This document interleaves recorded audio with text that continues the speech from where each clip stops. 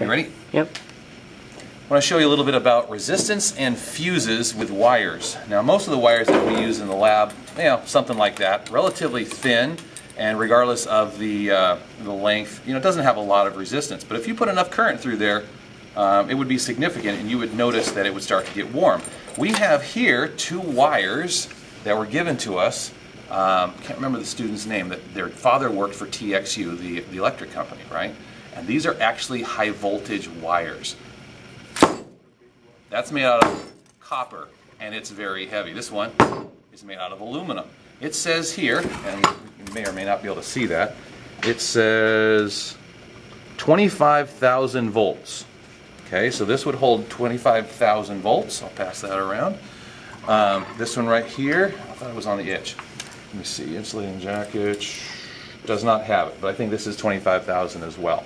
But that's copper, and notice how thick that is. By having a thicker wire or a wider cross-sectional area, you can hold more current because there's more pathways for the electrons to flow.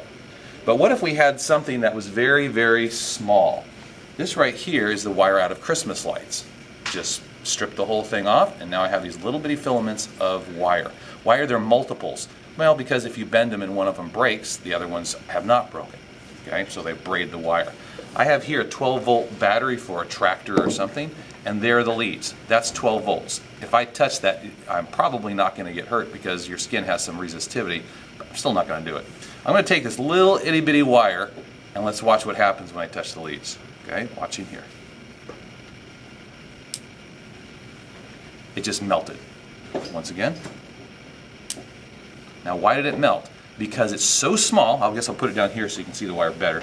It's so small, it has such a small cross-sectional area that because it has low resistance, the battery here, even at 12 volts, shoots so much current through that wire that the wire melts. This is how a fuse works. Generally, it's just a piece of wire of a certain thickness, and it only allows a certain amount of current before it melts. Now, just because I didn't remember I had that in a drawer, I pulled this out of my car today.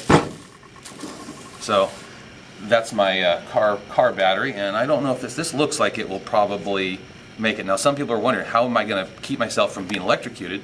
Well, why would it go through me if it can go through the wire? The wire is so much less resistance than my body. I'm not scared. So here we go. Here's 12 volts. If I can get a good connection there, right? And again, it's just melting from the side, right? Because it's touching there, and it's automatically just disintegrating. So once again, if I could get some good connectors, the problem is I don't have anything long enough. Now we'll get one more wire. There you go. Right. That one was pretty good. You kind of saw it change color as it burned, and it just kind of disappeared. Thank you very much. Thank you.